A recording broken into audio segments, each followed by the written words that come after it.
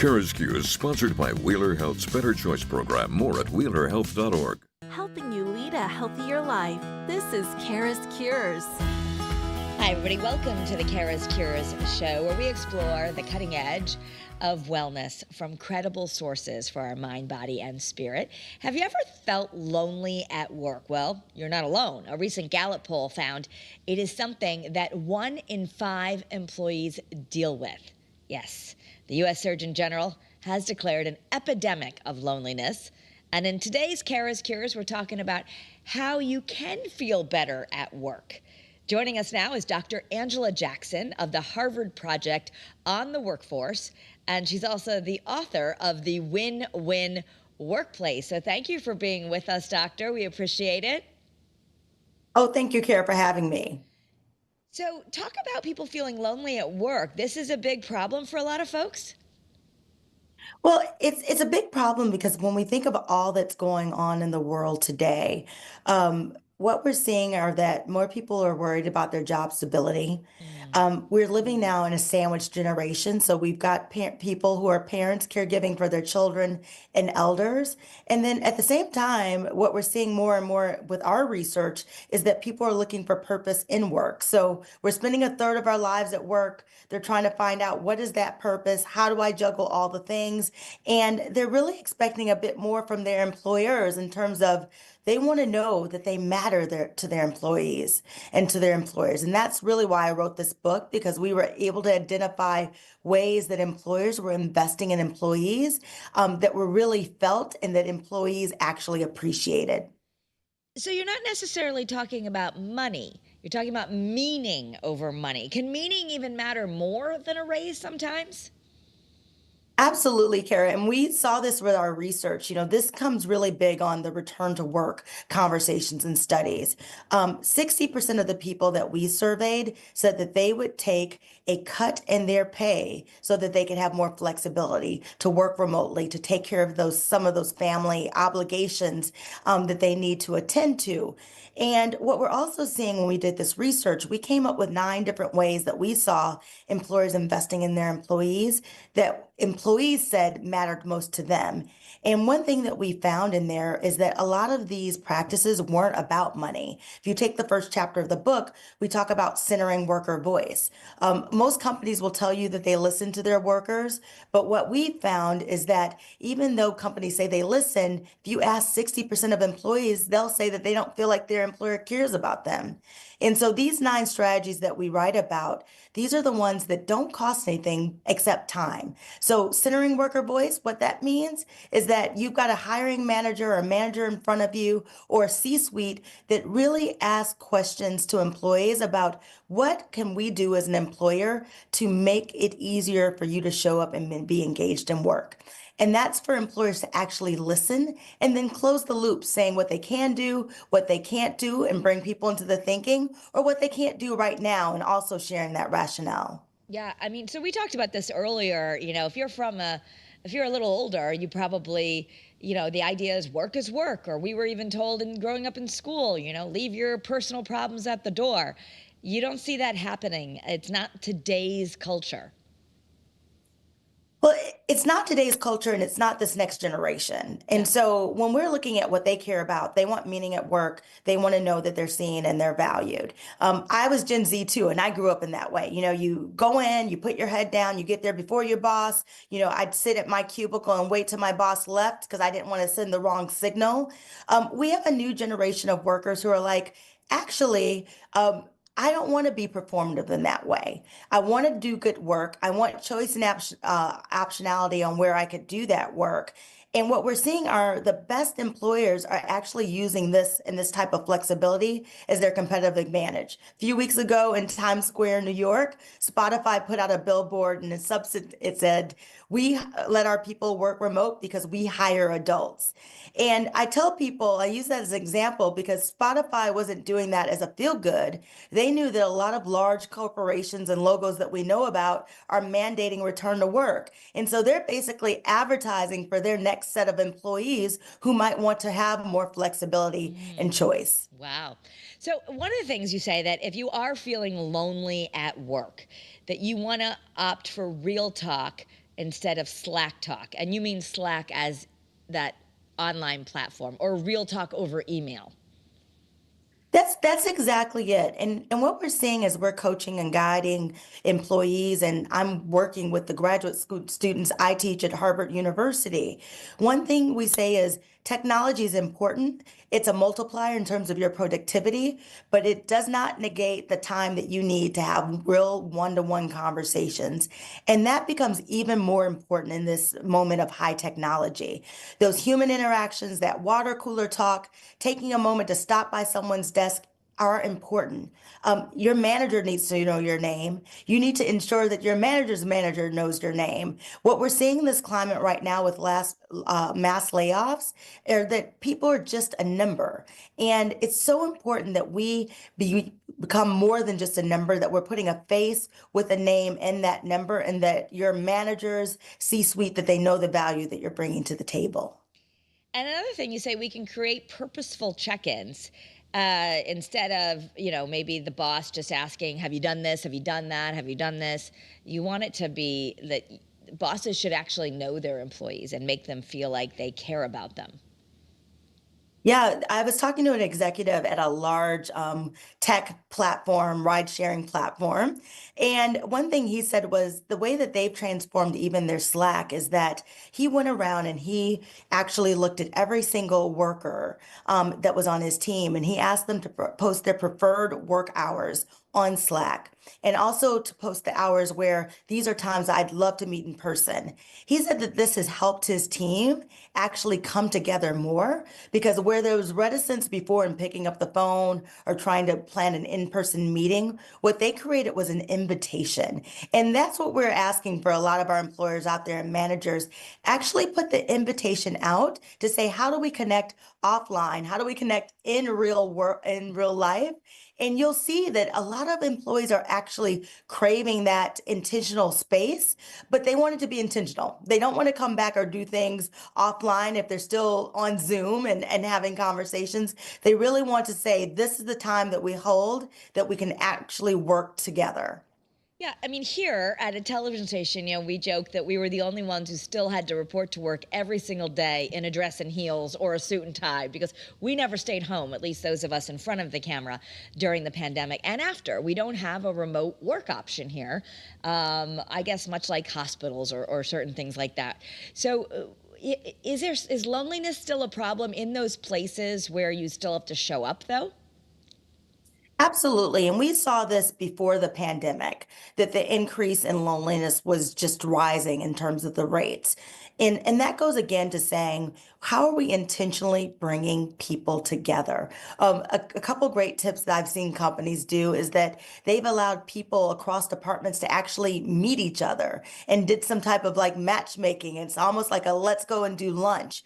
Because what we find is more and more people are in their silos, they're in their teams. But when we think about the win-win workplace and the future of work, the employers are able to create environments where you're closing the gaps between people and they have a chance to interact with each other. They're just seeing more innovation, they're seeing more engagement. So it's good for the employees, but it's also even better for the business.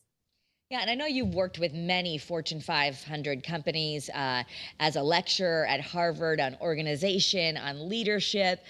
Do you think I think the employees, people who might be listening or watching this, are, if you're a worker going, I don't even know if my boss likes me, or I don't know, I don't get much one-on-one time with the boss.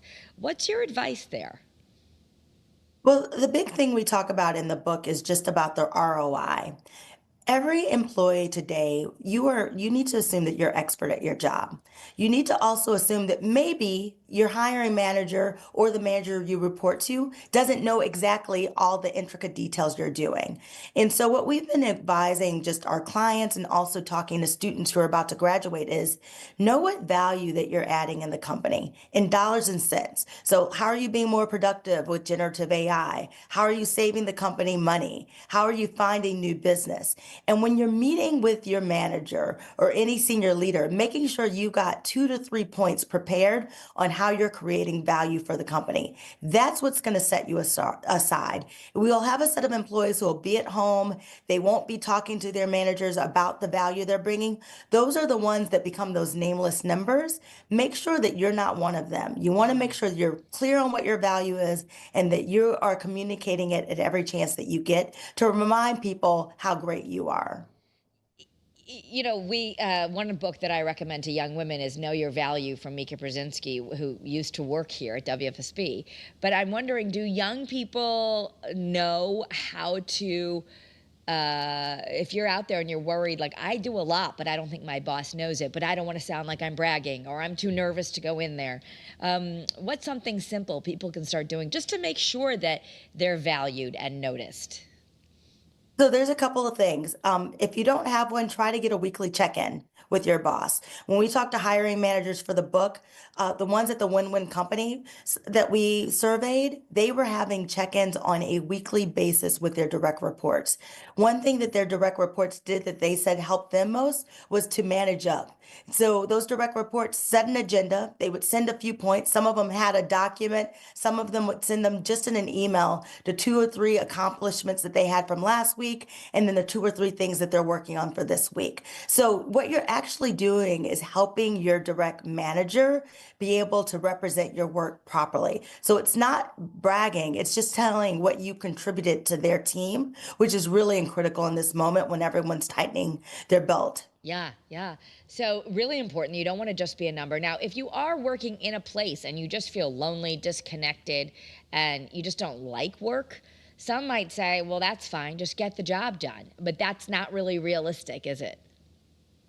It's not realistic, and we're seeing that more and more, is that we spend a third of our life at work. And what I tell employees is once you've done this, you've gone to your manager, you've presented your value.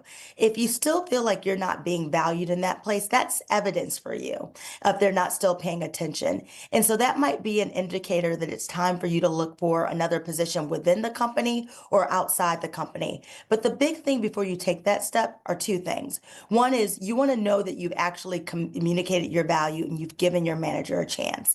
Some of us sometimes think about, oh, our manager should know exactly what we're doing, but we must realize that in addition to managing us, they probably have individual contributor roles. So it's really important to manage up. The second thing that you want to do is before you make the split decision, go out and do your research. It's always easier to find a job when you have a job.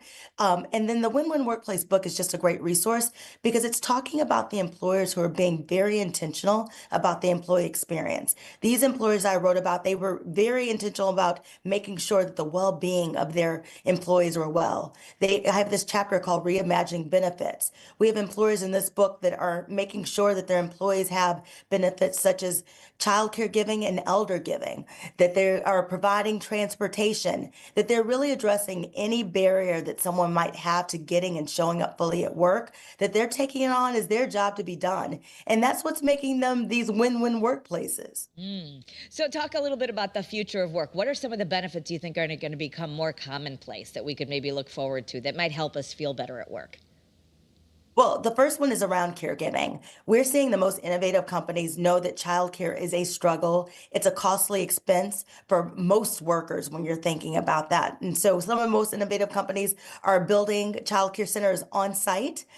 There was one company, Guild Education, that did this during the pandemic. They were able to retain 95% of their women executives and workers versus everyone else was bleeding women because, women carrying some of the child caring responsibilities, that was hard to juggle when the school system and schedules were a bit uneven. It's also helped men and their parental responsibilities. What we're going to see also is more leave, both equally for women and men, so that everyone can share in their part. The other interesting trend that we're seeing also, Kara, is around transportation. So we interviewed this large retail conglomerate, and they had been using transportation as a benefit. So we've all heard about those big vans and buses that take people from San Francisco to Palo Alto back and forth. These companies are doing it for rank and file employees. And what they found by providing transportation as a benefit is one, employees at all levels get to know each other. Two, they get to like build a rapport. Second, it was helping with productivity because in certain places that were poorly served by public transportation, you had people who were actually being able to work at these manufacturing plants and be on time. And it's helped executives at all levels. They thought might help mostly entry level, but they have executives from the C-suite down to the front line actually on these buses together. And again, that builds community, and community builds engagement, which builds retain and retention. Yeah, it's so interesting. I mean, so what do you do if, maybe you can you said earlier that there's a lot of people who don't even have a friend at work, right? A huge percentage of people that don't even feel like they have one friend. Is that right?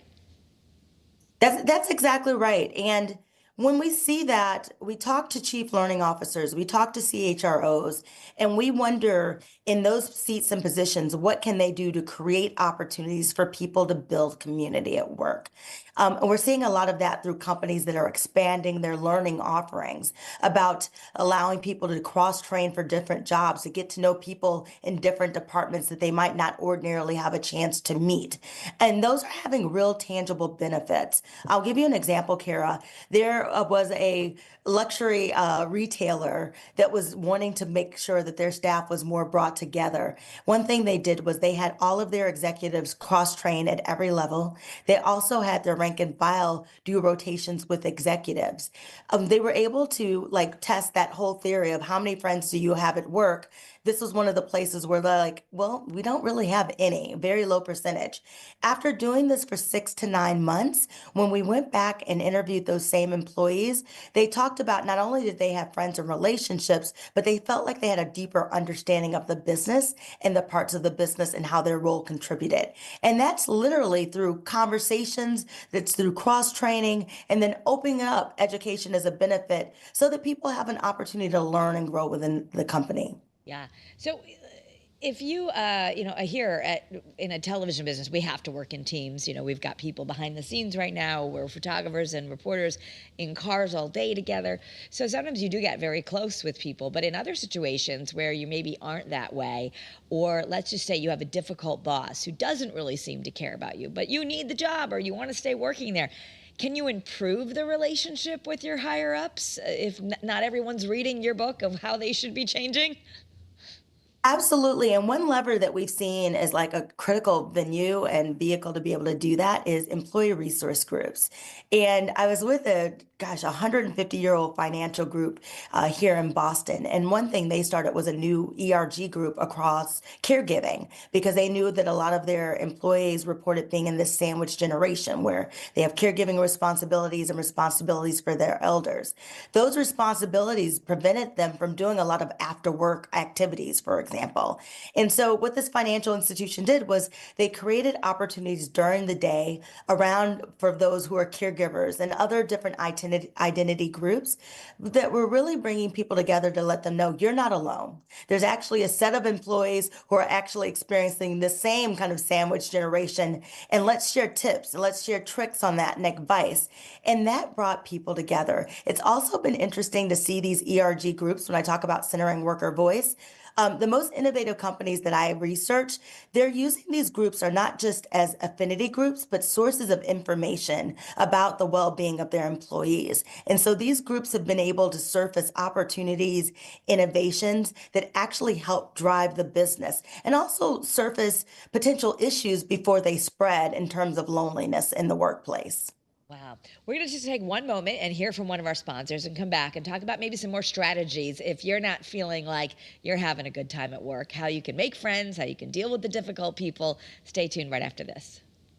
Struggling with gambling? Wheeler Health's Better Choice program offers personalized support and treatment to help you regain control. Visit wheelerhealth.org to learn more and take the first step towards recovery today. So we're back talking about loneliness at work. It's a problem that is become an epidemic after the U.S. Surgeon General says loneliness is an epidemic in America. And a Gallup poll showing 1 in 5 employees say that they feel lonely at work. And it's not just about being nice. This drives bottom line success. So we are here with Dr. Jackson and her book, Win Win Workplace. So thank you so much for being with us again, Angela, about as we talk about this and think, a lot of times we might have management by memo, big emails going out, hey, everybody, or once a week, a meeting where not everyone's there, but the boss says A, B, C, rah, rah, but not a lot of individual contact. It's just overarching, to everyone. Is that not the right way to connect? Because I know some people feel like they need that one-on-one. Absolutely. And what we're seeing with some of the leading workplaces, and I write about this in the Win Win Workplace book, is that they are erring on the side of over communicating. And by that, I mean they're making sure that managers are having, one-to-ones with their direct reports. They're making sure that they are having town halls, but they're also curating the psychological safety so people can ask real questions. They're looking at different mediums where employees can actually give their feedback, not only on their experience, but like areas that are critical to the business. So again, how can we be more productive? How can we save money? How can we increase sales? What are different audiences that might be interested in our products or services? And they're actually using that information and having a feedback loop, but always closing that loop. And so what we saw in these win-win workplaces, they would have a town hall meeting and then they would do a report out. And then they would ask their managers to actually talk to the rank and file in their meetings and to share that feedback. And then they follow up with a pulse survey to hear directly from employees how they understood the outcomes from that meeting. We're in a time of tremendous change, and we've been watching that on your show, morning show, and others, that, there's mass layoffs, there's pandemics, there's wars. We're seeing anxiety at an all-time high with employees. And the best thing that we can do is to make sure that we over communicate, make clear what our values are, what we can do and what we can't do. And that gives people a sense of purpose, but also stability. Wow. So one question you say that all managers should be asking and knowing is what's going well for you outside of work. So we used to feel like don't talk about anything that's not work related. In this new win-win workplace, the ideal, we should be talking about personal things and your boss should know about your life. This is absolutely true. There was research that came out a few weeks ago from colleagues at Chan School of Public Health. They said of employees who have a critical illness, 42% of them had missed a doctor's appointment because they were afraid of telling their managers. Them not going to their doctor's appointment is terrible for them and their health, but it's also terrible for the company.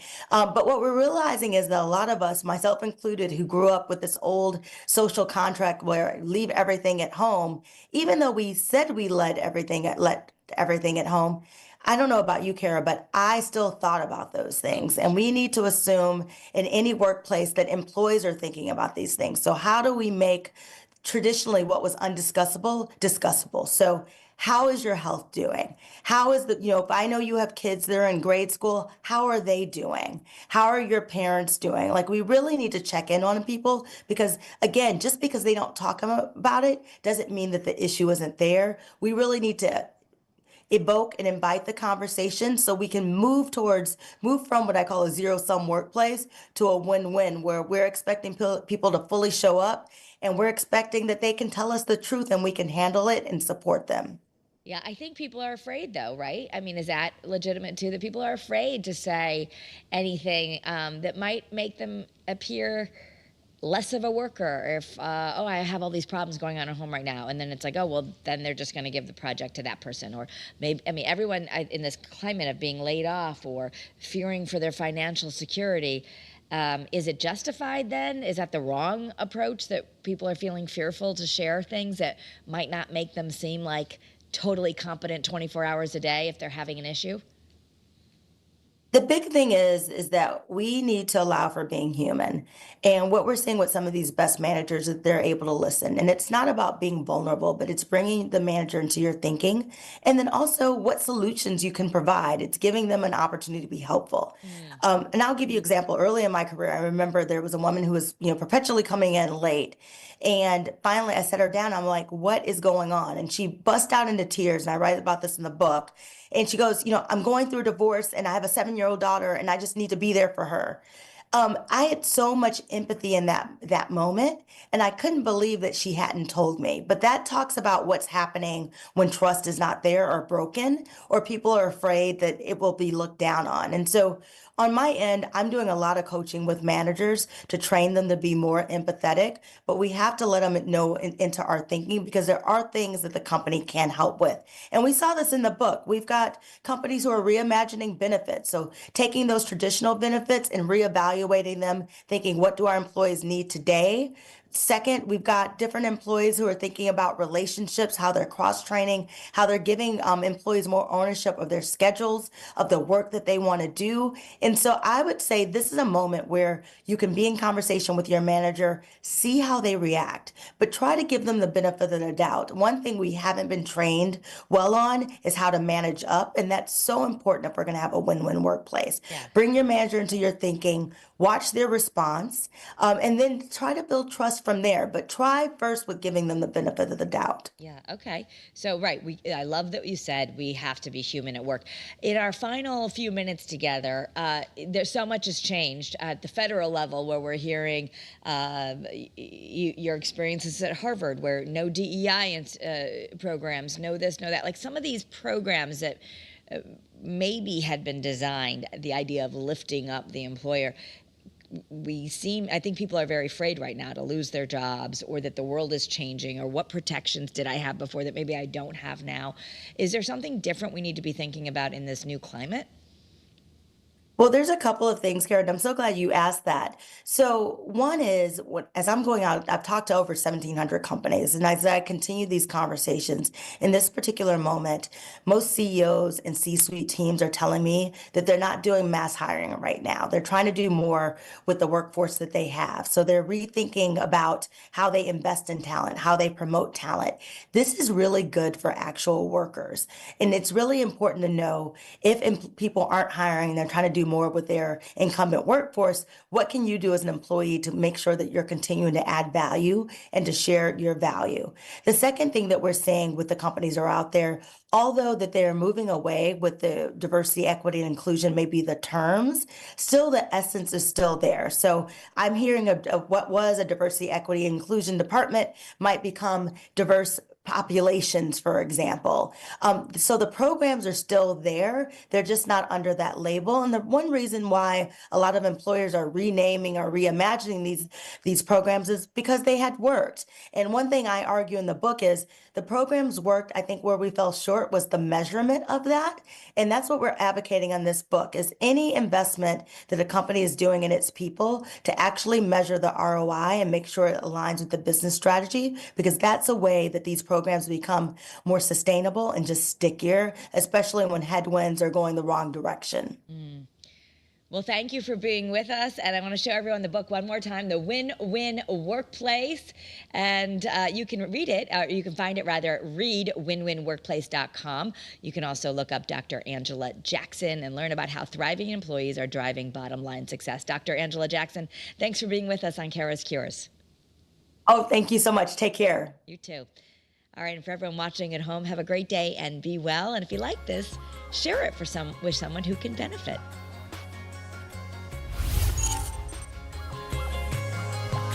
CURES, sponsored by Wheeler Health's Better Choice program. More at wheelerhealth.org.